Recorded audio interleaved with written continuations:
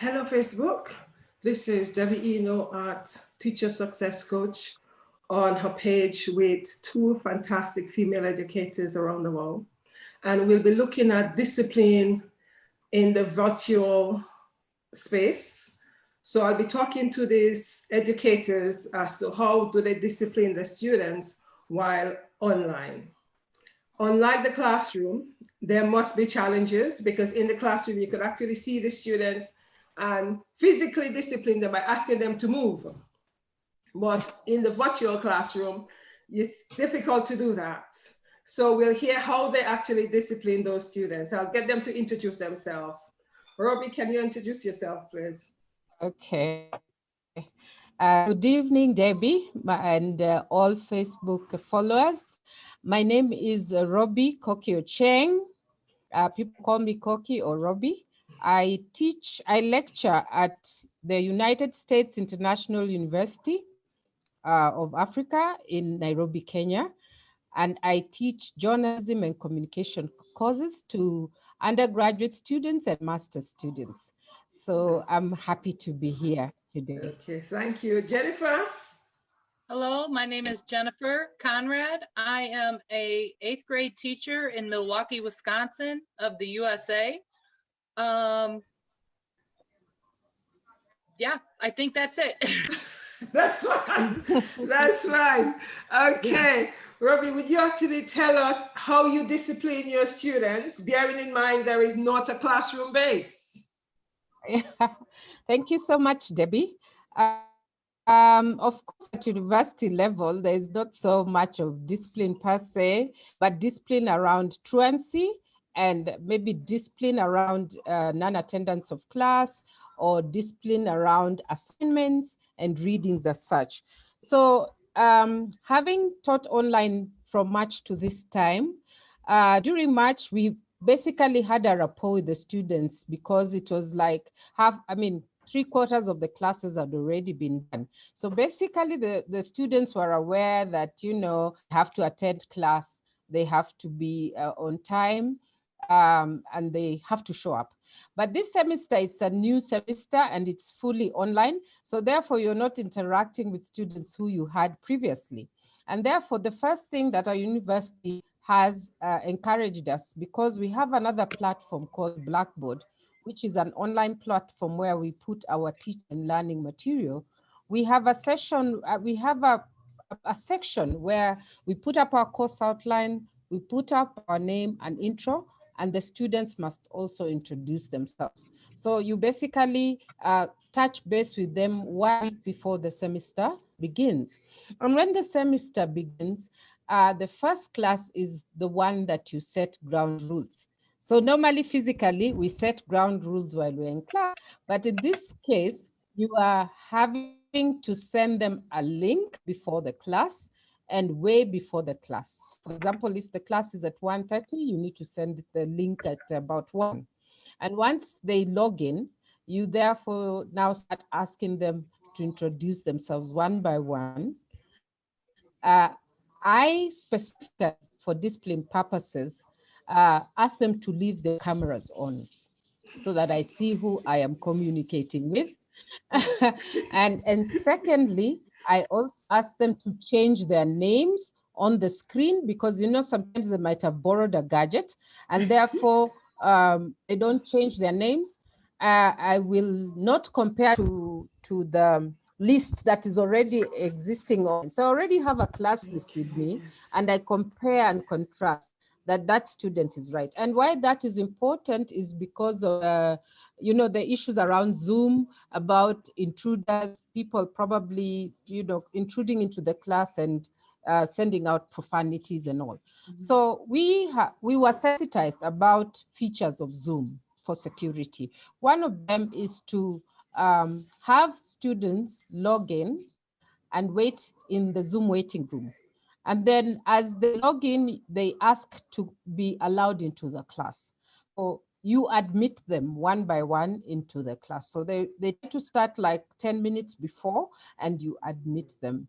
Now, the other thing that I made sure, because it was a new class, once they chose the class president, because we can't call them monitor or prefect, The class president basically takes over the list, the class list in terms of confirming if those were classmates or not. Yeah, so that, there are new faces and you haven't met most of them, you kind of are aware who they are at a given time.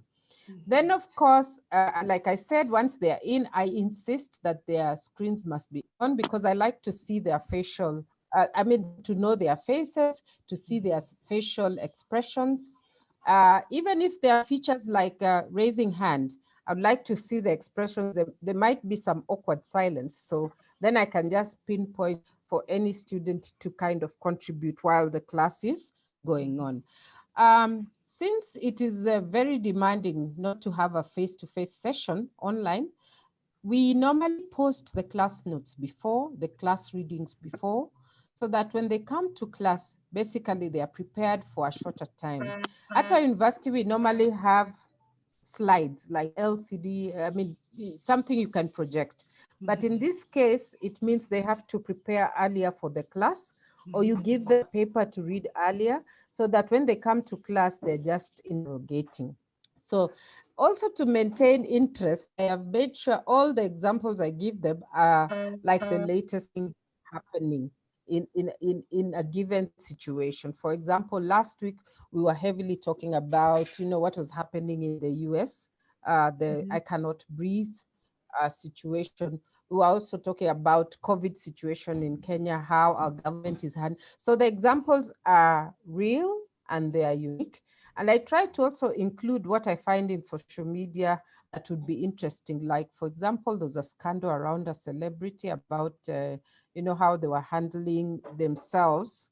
And of course, that becomes an example they would like to to engage in. You know that students today, their concentration span is very, it's not that much. So you have to keep them interested in the topics. So I think that's basically it. But for the next class, I always prompt them that this will be the reading, and I've decided to give them like a short assignments. But when they come to class, they'll have written or videos to watch. And then when they come to class, they'll respond to that. And then it becomes a very interesting learning experience. Thank you. Right. Thank you very much. Jennifer, you teach younger children, right? Yes, I have 8th graders. Okay, what age is that? They are 13, 14. Oh, Lord. Yeah. How do you manage with disciplining them online? Well, I'll be perfectly honest. Before, I'm not a fan of Zoom. I had learned through this pandemic of Google Meet. Okay. And Google Meet has helped me because my students were already familiar with Google Classroom. So I did some studying, and this pandemic happened. We went to school on Friday. We find out Friday night we don't go back to school, and then boom, Monday you're supposed to start virtual teaching. Well, due to the fact that my students already were familiar with Google Classroom, I had a little bit of a heads up. I had a little bit of what's the word I'm looking for? An advantage to a lot of the other teachers. I was able to learn how to set up a Google Meet through my classroom. So what would happen is my biggest problem was having buy-in from my parents to make sure that their students were on when I needed them to be on. That was the biggest problem that I had, because unlike the college students, they're more responsible. They're going to do it because they're paying for it. Me, I have to try to pull my 13 and 14-year-old students away from their video game. Exactly. And Instagram and all those other things. So I will say out of 30 students, I had a steady 10 to 12 that would check in on all of our check-in days. And we checked in 3 times a week. And we talked about some things. We were told to really not do any new teaching, but to continue enrichment, to continue in areas where they knew they were struggling. So they did I had them actually do a lot of projects, PowerPoints, presentations. We learned about a site called Flipgrid. Oh, And I don't know if anybody's ever heard of that. Flipgrid, they were able to make tiny videos of themselves. okay. So due to the fact that this just kind of sprang up on us, I didn't have discipline problems. The only problem that I really had was the kids didn't want to turn their cameras on. Well, they're 13, 14 years old. You know, I understand, you know, there were times I was meeting with them and I was still in my pajamas. You know, I didn't want to turn my camera on. So we understood, but they were very respectful to the point where if I said, okay, I need everybody to mute so so-and-so can ask a question, they would all mute without any problems. They were very cordial with each other. Even if I said, I'll be right back, I had to let my dog out, or I needed a bathroom break, they would just talk amongst themselves. Wow. And there was even one Friday, I just had them check in for something.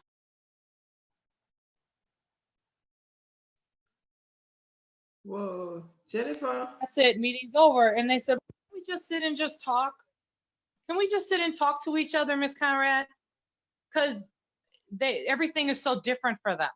Yeah. I think they were very scared, and to have that little bit of interaction with myself and a few of their classmates help keep them level. You know, so I didn't really have a lot of discipline problems. I think my big thing coming in the fall, should we start back virtual, will be trying to maintain that, yeah, you got to have your camera on so I know you're not playing your game at the same time, you know, as we're meeting.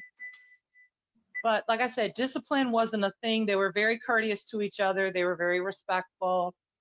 Yeah. So my big discipline is almost for my parents. Having my parents say, look, this is all the education you're going to be able to get for right now. You need to do X, Y, and Z, getting that parent buy-in. Yeah. So we're kind of in two separate boats. Yeah. Another thing is, how did you actually allow them not to have the cameras on, or you were flexible about it? I was flexible about it because I think we were all learning this virtual thing. You know, we were all learning it. Nobody gave us guidelines to say, you make sure they have their cameras on, make sure they do this. It was just told, meet with them on Google Meet.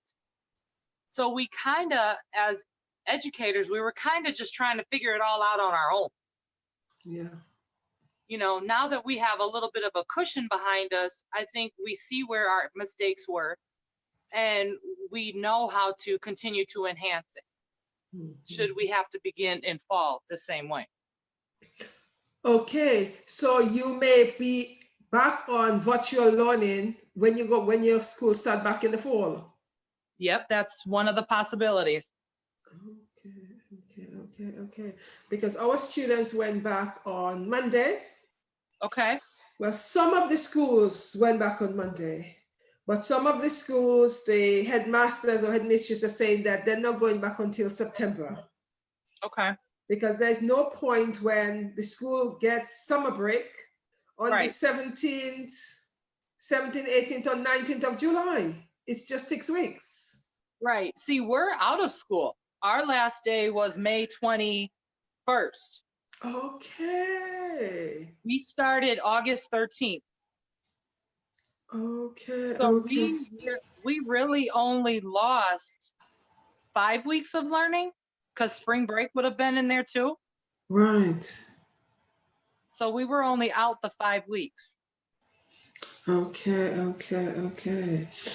Another thing is comparing with the classroom.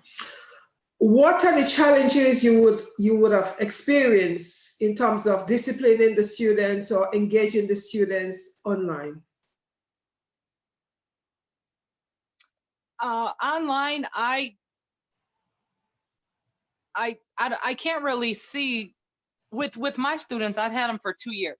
They had them 7th grade and 8th grade. So by looking at their faces and seeing them and knowing their body language, I know who doesn't get it. If I'm teaching something, I know. I know who's lost. I know who's daydreaming. I know who's drifting off. I know who needs to get up and go get a sip of water. I think that's would be the biggest thing, keeping their interest online. I think that would be very difficult because if we're in the classroom, I can walk around and I can put my hand on so-and-so's shoulder. You know, I can, yeah, I can tap somebody and let them know, hey, I know that you're not paying attention without having to say anything. If I'm online, I would have to say, hey, Marcus, are you there? Are you paying attention? And it's, kind of embarrassment to them. Where in school, I can just easily walk around and tap a shoulder, give them a look, and they know that I know that they're not where they need to be, attention wise. I think that's going to be a big struggle if everything has to maintain virtually. Yeah. Thank you. Robbie? The contrary with us, I mean, of course, they know they have to pay attention because, again, for me, I don't know what, I know other faculty were not probably interested in seeing their faces, but for me, on a personal level, I felt like if I saw them, I mean, we were talking one-on-one, they would even crack jokes among themselves, then I would feel like I've been to class. I really like teaching. So I wouldn't want to teach blank, screens. So when I saw them, I could see the engagement. And then I also noticed that those who were quiet in class actually were bold enough to speak. And I found it very interesting because normally the face-to-face class is normally dominated by those who have opinions or who think they have opinions over the others. But in this situation, you'd have the very quiet ones, come out and speak and give their opinion. So I found that very interesting. I think for the introverts, because they are alone and they needed to ask a question or contribute, basically come out and more or less ask a question. But like Jennifer said, I know teenagers are difficult to engage, but you can imagine adults. I mean, like they are in 20s and between 20 and 24. You really have to say something very interesting for them to engage and to be present throughout. And this thing about videos and like quizzes, things that would interest them, stories that they would interest them in the week was one of the ways to keep them going. Unfortunately, also for me, my classes, we have WhatsApp groups.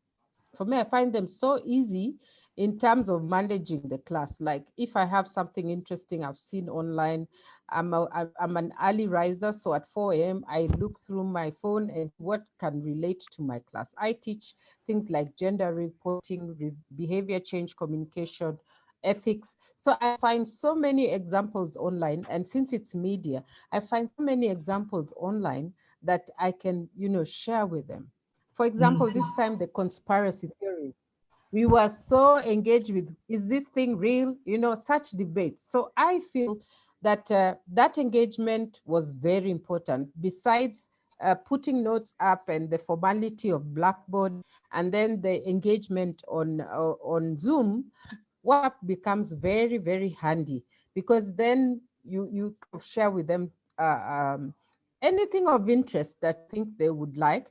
And once they are there, they basically contribute to that discussion. And at some point, they actually post what they think, is related to the subject area. We have very good debates around it. So for me, I think that's it. One of the challenges, of course, for me, I'm an extrovert.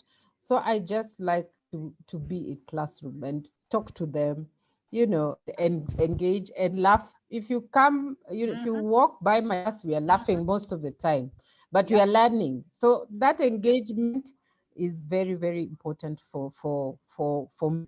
I feel very warm. It's part and parcel of what I am. So isolation in the house is really giving me a lot of trouble. In fact, I have to walk around the estate, just to clear my head because, staying at home is very lonely.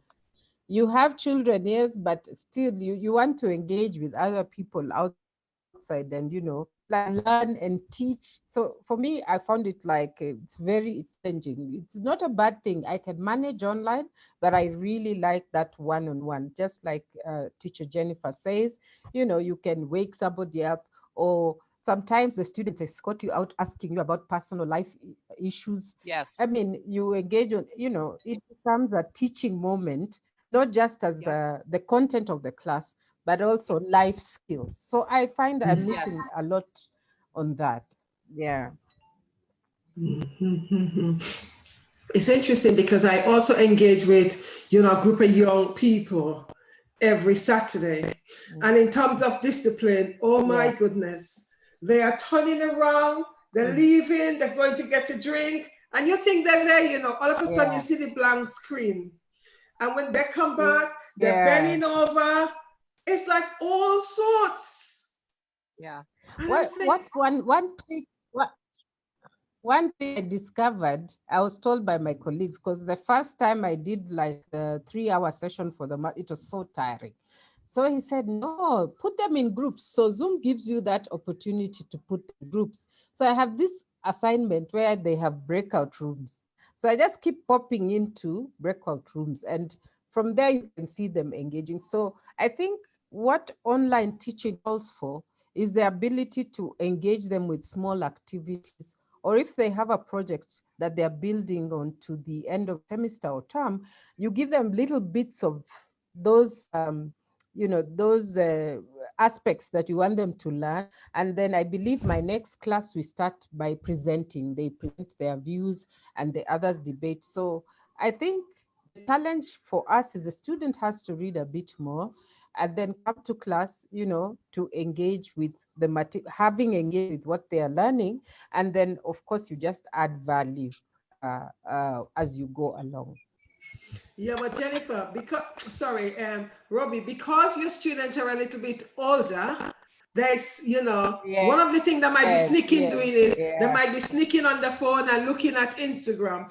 But Yep. the younger they are, like the group Jennifer and I teach it, oh, when I look up, there was a blank space. Someone have gone off to come back yeah, to show us one of his little pets. It's like all, and I'm yeah, thinking, Lord, I find it so challenging online in terms yeah, of disciplining them. Because as yeah, Jennifer said, if they were in the classroom, in the room with me, I would say to them, you're not listening. Come on, what's happening? Yep. But now yeah. they're actually Mhm. getting up and disappearing. Yeah, so I think Yep. I don't know about teaching lower classes. The lowest I've ever taught is year 7, 8, 9, 10, 11 onwards, and then university. So I think it can be a challenge, and that means the material the curriculum delivery has to change to more activity, which I don't understand how. I'm yet to understand that. And then they can be, Yep. because we were not prepared for this whole new, whatever they're calling, new world order. So I can imagine, I have a 16-year-old, just keeping him busy trying to prepare for his IGs is as difficult. I can't stoop down to teach him. I don't know most of the content. So I think the curriculum really has to change, to tweak, so that you really keep them engaged. And I think for the younger children, time span, maybe they learn for 30 minutes and then that's it. A lot of homework. I don't know. You tell me. I don't. Yeah, I don't know. I found that being face to face with them, one of the subjects that over the past 2 years that I've gotten them to really enjoy has been reading. And Yeah. it's due to the fact that in the reading, we do more than just read. We bring our life experiences into it, and we have Yeah. big discussions. I can't see having those big fun discussions and the laughing and the telling side stories and whatnot. I can't see that working online. I can't see, because in a Yeah. classroom, if there's more than one person talking or trying to tell a story, it's easier to it's easier to manage. But when you have two or three people in the same video chat trying to tell a story, it's almost like you have to be rude. Okay, you mute. Now we have to wait for your turn, and we have to wait for your turn, as opposed to us just having a big conversation, a big discussion. Yeah. Yeah. So it calls for a lot of back end work with the child. You know, the child has to do much more. Yeah. And then connecting what they're doing to sessions so that it's more facilitative. Like you can ask them the ideas or they can tell their stories, and you know, other than you being the source of all information, it's like you absorb what they say, and then now you have very few comments to make, and you encourage them to give you more than you've been giving them over the years. You know, what I also find is, I'm not too sure if you find that, Jennifer, because it'll be more to Jennifer than Ruby you, because in terms of, I find discipline seems to be much more online in terms of, you know, they just get up and leave. They just slides under the table. They just turn around. And it's like, you have no control over that because you're teaching them on screen and you think that they're there. And when you look up, you realize instead of you having 10 of them, you only see 2 physical faces. Right. Yeah. You know, the rest have disappeared. So I'm not too sure, you know, if that's some of the experience for you, Jennifer, because you say you've got 30 children and you have, is it 10 of them logging regularly? Say that one more time. You said you have, is it about 20 or 30 children you have and regular login? How many of them log in regular? Yeah, about 10 to 12 regularly. Okay. So what do you do about the others you don't see? How do you check up on them? Well, I call parents a lot. And it was getting to the point where the kids who wouldn't check in, I would call their parents and they would, oh, well, I was at work and I'll make sure he's on next time, and I'll make sure. So like I said, we need that parent buy-in so that they know how important this is. If I don't have parent buy-in as a 14-year-old, if I'm home all day by myself, I'm not going to go online just because my teacher tells me to. You know, if there's no repercussions from a parent telling them you have to do this at this time. That's why in those 10 to 12 were the same 10 to 12 that would be in class and they would be participating and interacting, and they would be the leaders. Those are the 10 to 12 that I know when they go to high school next year, they're going to be the ones that don't need anybody to hold their hand because they're responsible enough to do it on their own. But I tried to have as much. I can imagine that as a parent, because I also have a teenager, really their interests are not in books. Their interests are not in books. And since you don't teach them all the time, I mean, you don't know their content. It's so difficult to pin down someone to do something. So I think the best way to look at it is as a parent, I think if I was busy, if I wasn't a teacher, I wouldn't be paying attention because I'm busy also trying to cope with all this online stuff, you know, meetings that go forever. I don't know whether you're experiencing that. Like if we have a meeting at 10, it will go until 1. You know, the next meeting will go. So you have, I mean, like people talk, and then there's another meeting, then there's a webinar, then you're so busy. So I can imagine if you're not a teacher, if you're not a trained teacher, you'll not pay attention to your child. Parents are crying that they can't even manage their own children. So you can imagine them trying to discipline their own children to get, you know, into books. So I think that for a parent, being used to routine, you're busy, you are always running up and down, and you're not in the teaching profession, for them it will be, they will understand what's going on. I think, I don't know, I pity the parents because for them, first their lives have stopped. Maybe they are worrying about so many other things. Will I have a job? Will I have a place to go? Will I have, you know, and then now you want them to participate in a situation they've not been participating. They've been dropping the child to school and back home. That all of a sudden they have to be engaged. I think for the parents, it's a real big challenge. Yeah. I agree. Yeah. You know, because I have a 14-year-old Mhm. and trying to get him to, because they don't log in, they actually send the work. Trying to get him Yeah. to do the work, you know, and then for him to log it in, it's a good thing I actually have the login details. So I check. And I'm saying to him, well, you've done the work, but you have not sent it through. And it's like a Yeah. constant. It's Yeah, tiring. it's a global thing. I think it's a generational thing. Yes. But I think what I've realized with the younger people, you really have to make sense. I mean, you have to explain why they are doing what they are doing. You know, if it doesn't make sense to them, then they don't want to listen. Like, you have to do more what is it called, mentoring, and more Yeah. coaching, and have adult discussions with them. You know, for us, we just went to school. Fees was paid, you go to school, and you go to boarding and come back. In the African context, you go and come back at the end of 3 months. So 9 months you're away. So you're not your parent is not dealing with you. And even if you're in day school, they're not following you to find out.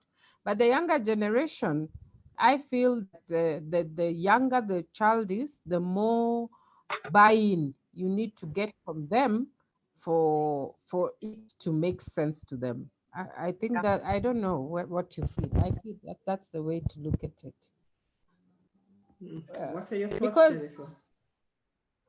mm, Jennifer? Yes, I'm sorry. Yeah. You and your cookies. What are your thoughts? No. I agree. I agree. With the younger ones, yeah, it's there is a lot more buy-in that needs to happen. I'm sorry, I was distracted by the news. We got bad weather coming again. Sorry.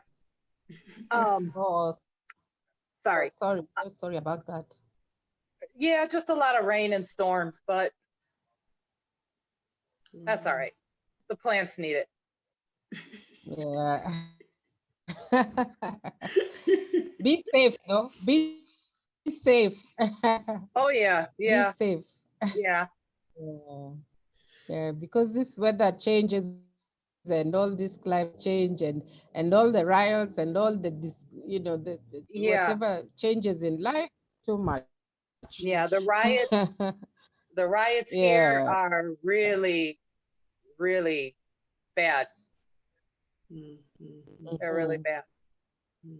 One thing I did want to say though, is one of the websites that I use for my student. I know you mentioned that you like a lot of up-to-date factual things. One of the websites that I use for my students a lot, and I know it's a lower level, but it might give some good ideas. It's a website called News ELA, newsela.com. And Yeah. if something happens, they're very quick to have articles on there with things that are happening in the world. Yeah.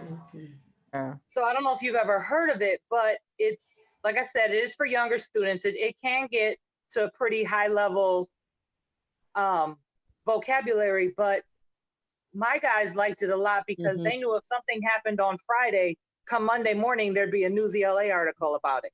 Okay.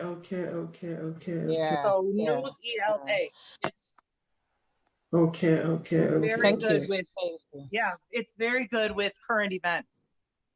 Okay. Mhm. And it's free. Like I said, I think,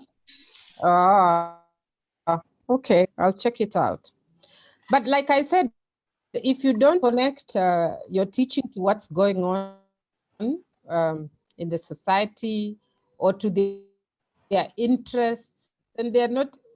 I don't think for them education is like an ends to anything. Like it's just a supportive way of life to them finding their path. I think they have more choice as to who they can be. So they don't need like like we, when we went to school, we knew education was what we needed Important. to Yeah. progress in life. Right. Yeah, but for them, really, unless it's going to add value to what they want to do, it's really, and that's right through to the university level. Because I'll ask you, madam, do I need to do this? Do I do that? They want to align themselves to what they want to do. So I think they are more assertive. But if you give them an understanding of how important what they're doing is, then I think that's important. Yeah. Yeah.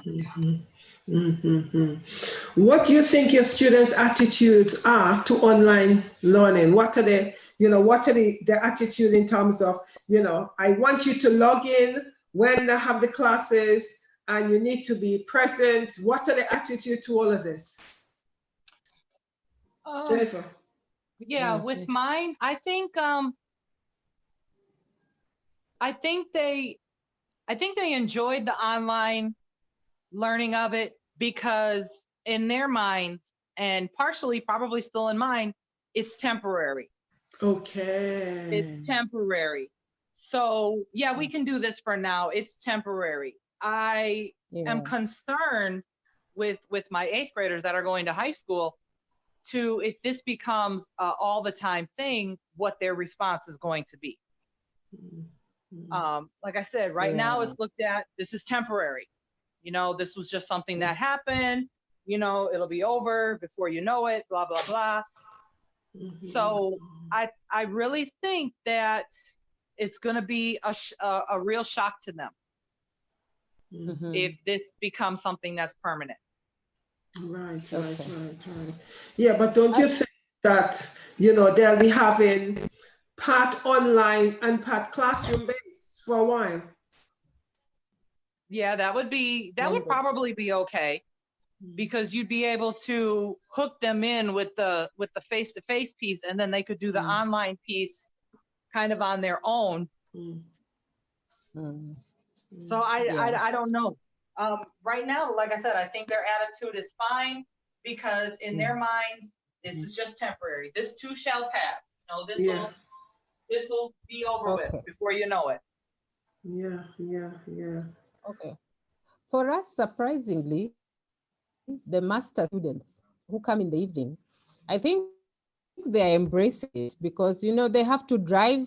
Our campus is out of town, so they have to drive in and out of class. And they are busy, they are working, so they might adapt it much easier. So we could have we could have two revenue streams, one where we have them face to face, but mostly undergraduates. But I think the master students would like that blended approach. Maybe the initial classes, or let's say out of the 12 classes you'll have in a semester, about 4, 6 of them, they would come to school. But I think from the way I see them in our country, they are not full-time students. So they really struggle to come to school. And our university has a culture where if you miss 3 classes in a semester, you get an F. There's no discussion. For undergraduate, if you miss 7, there's no discussion. So you need to have all support letter. It's just a lot of fuss.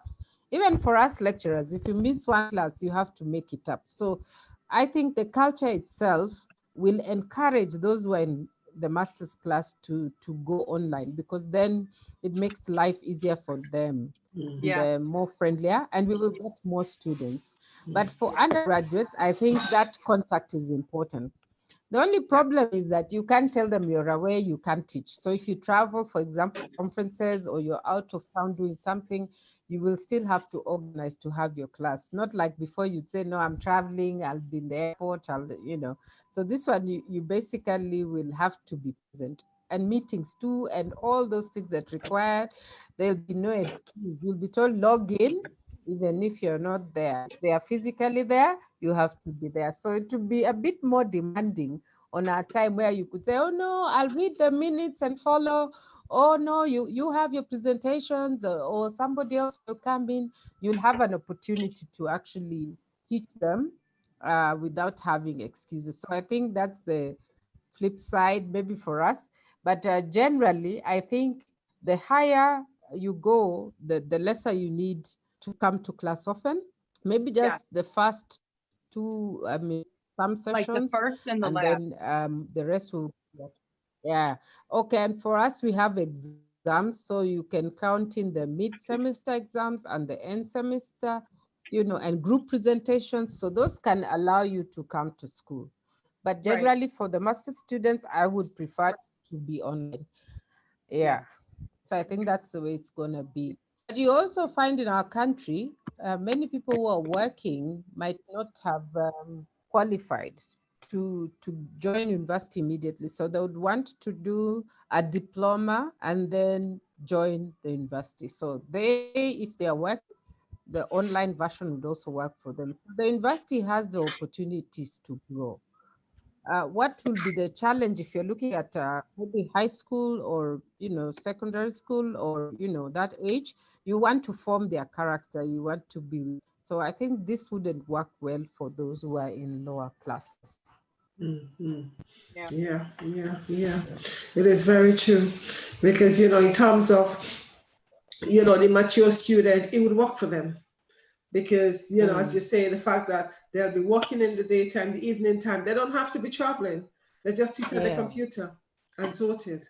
Yeah. But for the And younger even you don't children, I don't know that in your country there's this traffic jam. You're leaving work, everybody's leaving, so somebody can stay in their office until 9 o'clock, having their class, and then leave. So for them, it would be very, very useful if they have an online stream for teaching. So I think they would be a bit advantaged that way. Yeah, definitely. But for the younger children, like, the group journey for teachers, the group some of the student I teach, no. It's Right. challenging. Yeah.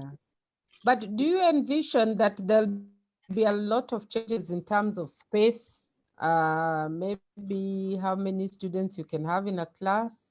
All these issues with the distancing and all Yeah. this health stuff. Yeah, that would be very expensive for, children in younger schools.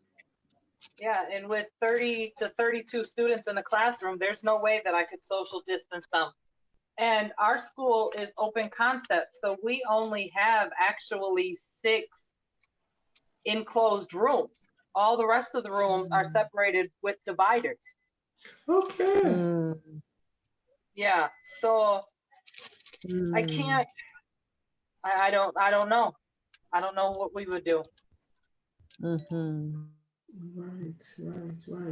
So, Jennifer, have they actually said anything to you guys, should in case you all are going back to school, how they decided or think about having the school open? Have they said anything? No. There's a lot of ideas that are floating around. Certain kids come on Monday, Wednesday. Certain kids come on Tuesday, Thursday. But there's still a lot of people are talking, but they're not making any decisions. Okay. In our country, In our country, there's a task force that was put together by the ministry. And because we adopted participatory approaches, you find that we are allowed to suggest institutions, educational institutions, regulators, parents. So people are just putting in their suggestions. And some of them are being thrown into the media. For example, we will push probably the most, some of the examples include opening for the higher classes that exam sitting maybe in June or May or July. And then the other ones who didn't complete first term start their second term in September.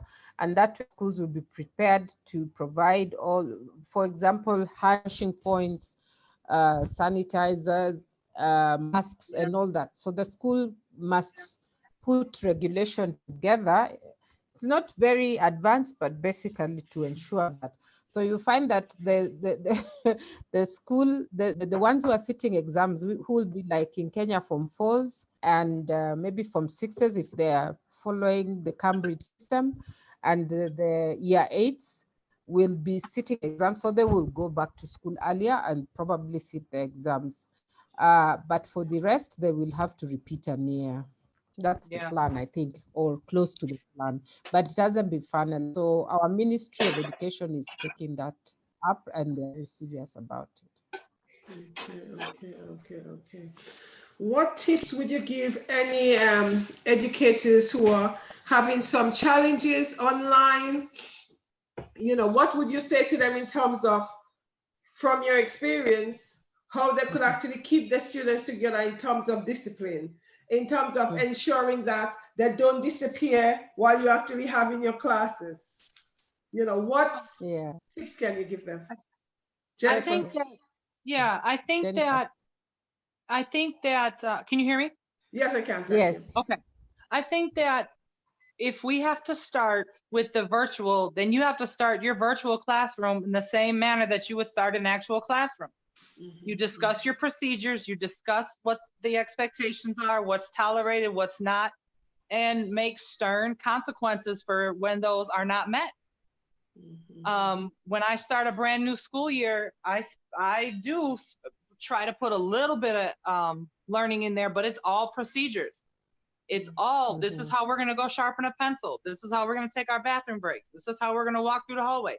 We still have to have those same regulations on virtual. And you have to continue to be, I don't know, here we have a saying that you don't really smile to your class until Christmas. Yeah. You don't smile till Christmas. And you have to maintain that, even if you're online. You know, you don't start out with the jokes and the hee-hees and the ha-has. You start out with, this is what's expected of you. And these are the consequences of what's not expected. Yeah. So do you think, Jennifer, you get parents involved in terms of, if the student, let's say if you put, let's say, some form of discipline online, right, and the children are not following it, so how are you going to ensure that such discipline is followed? Well, I know the personality that I am, and I'm only going to call a parent a couple of times before I'm going to go to their house. Okay. Yeah, that's just me. If I have to come to the house and with my mask and stay 6 feet away and talk to you about what's going on, then that's what I'm going to do. That's me. Not every teacher is like that. Yeah. You know, not every teacher is going to spend 2 days making cookies for daggone kids. Exactly. Yeah. So, Teaching is a calling. Teaching is a calling. Yeah, but that's me. I would find that if I needed to, I would probably like to start a relationship with the parents by trying to probably have a meeting with them before the school year even started. Yeah. Introduce them to what Google Meet is. Introduce them to what what does Google Classroom, what benefits does Google Classroom have for you as a parent? Yeah. And explain to them what's going on. Yeah. I think that's a fantastic way to start, actually.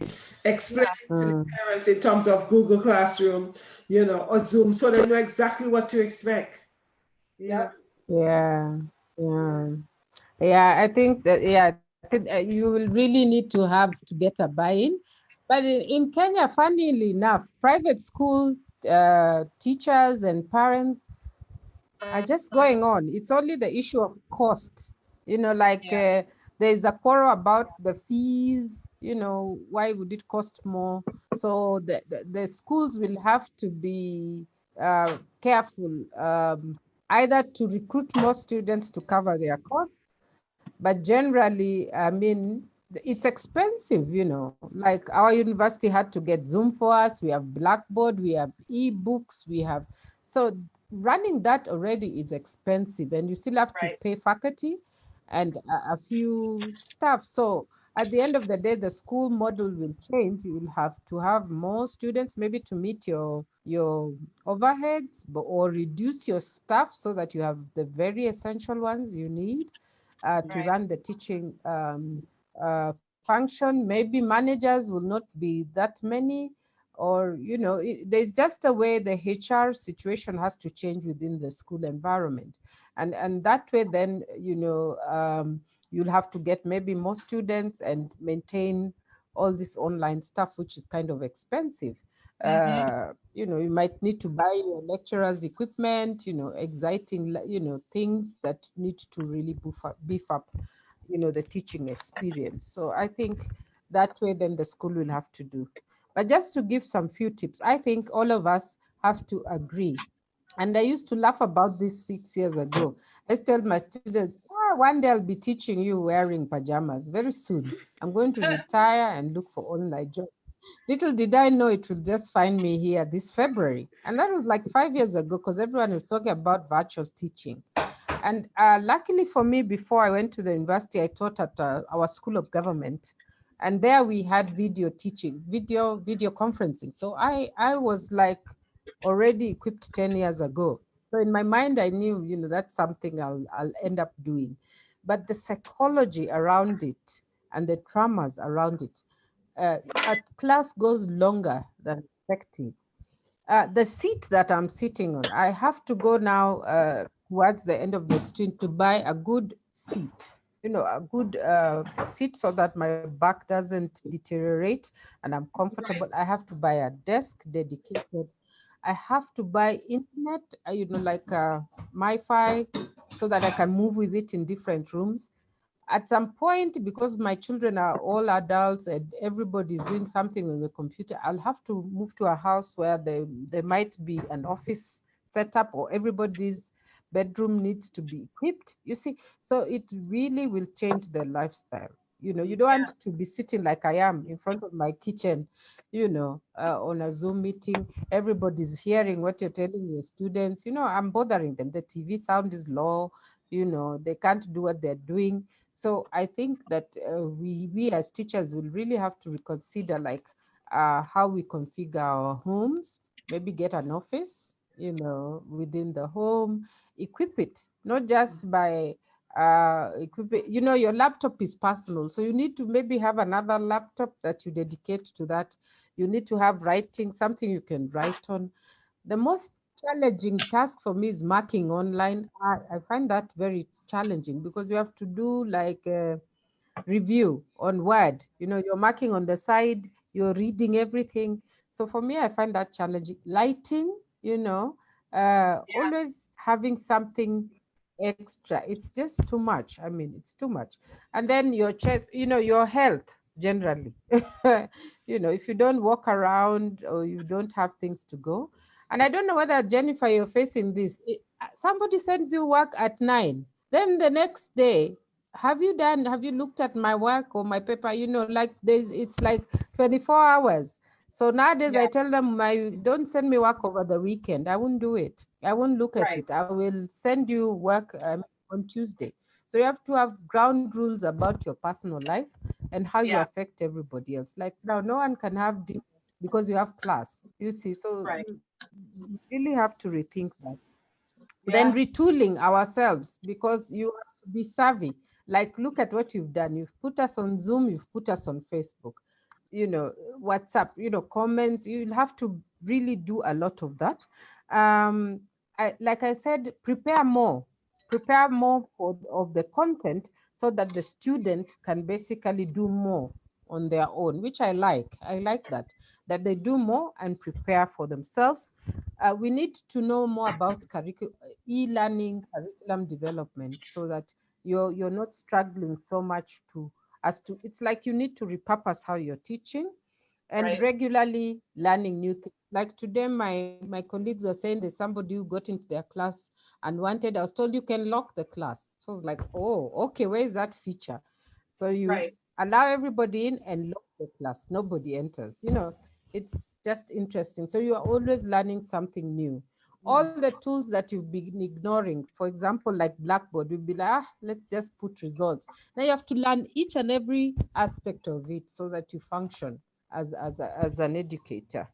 And prepare, for me, I think it's a very good retirement strategy. So you start thinking of other things you can do, like planting vegetables on your balcony, you know, doing other things, you know, like your garden, you know, modern stuff, you know, or training people online. You know, think of other revenue streams that can come to you, because at this pace, I mean, the world has changed to some Yeah, extent. definitely. And exercise, yeah, exercise. We have to exercise every day, keep our brains sharp, keep ourselves sharp, and keep well. So I think that's, for me, is what the tips I would give the educators. Yeah, thank you. Jennifer, one of the Yes. things Robbie asked me, which was interesting, is when students send you work in the night, or do you have, do you have this experience of students sending you work all time and then saying to you, have you marked it? Have you seen it? I usually say to them, I haven't seen it. Um, yeah, they send it pretty much whenever they're done with it. I had a young lady, she had a paper that was due, I don't remember what day it was. And this poor young lady sent me a text message at 4:30 in the morning. And she said, she said, I don't think I'm going to be able to be at the meeting. I just finished my paper and sent it to you.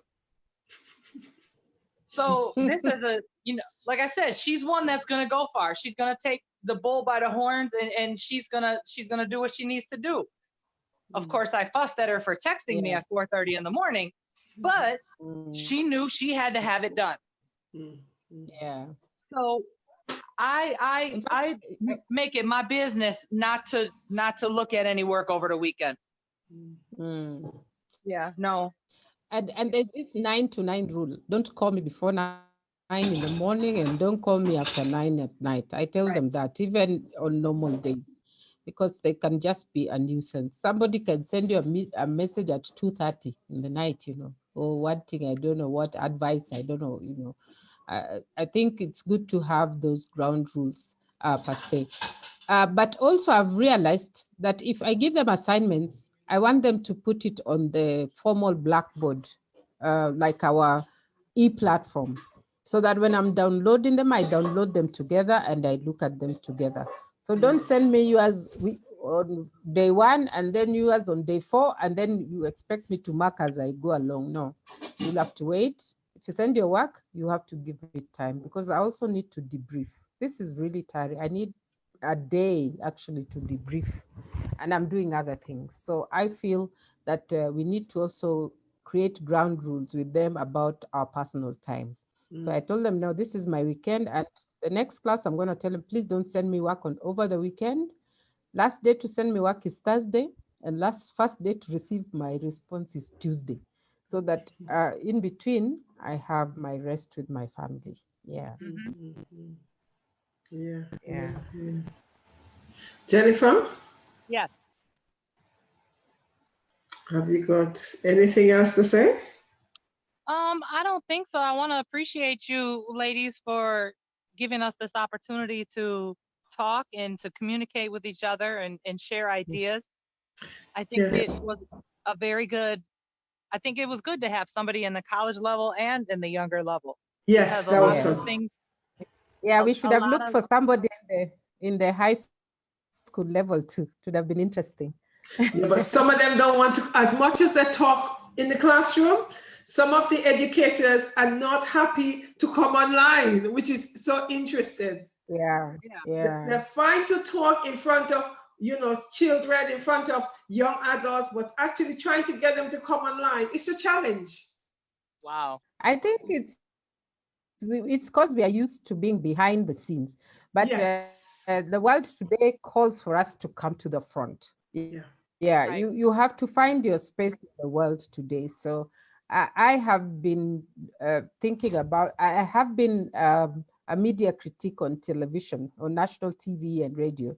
So for me, I think it's another way of looking at moving yourself from what you do to something else, where you're mentoring others, coaching others, moderating, it can be another revenue stream, those are the things that I look at. So Yeah. people are shy to come to the front, yeah. But I think once they experience one, they will start coming in. Well, I'm hoping that this platform will actually get educators to feel comfortable that a lot of them want to Yeah, say to me, oh, yes, can I come onto the platform? And I've been yeah, giving a lot of them opportunities. Some would say yes, and then when it's time to come on, they'll send me a message because they're not comfortable to come on. You know, Oh, so it's, Yeah. it's interesting. I'm just, just hoping that when they see other educators do that, they're gonna think, okay, it's okay for me to do that too. right. Yeah. You know. Thank you very much, ladies, for coming on Thank the Yeah. show. you. I greatly appreciate it. Yeah. Thank Thank you you. so much for the opportunity. You're We appreciate welcome. so much. And Yeah. I'll be doing this up until September, Okay. like interviewing educators who've been working during, COVID-19. And after September, I'll be looking at how they actually transition back to the classroom. Okay. Okay. Yeah, Okay. so from That's September, interesting. so I might be calling upon you guys again to come back and tell me how you've transitioned back into the classroom. Okay. Okay. Thank Sounds good. you. Yes, thank you. Have And a if you fantastic. need other teachers, I can recommend a few, so that you build your Yes, I database of do. people who'd like to talk about the Yes, Jennifer, I Yeah. do. Yes. If you know Yeah. any educators, female educators,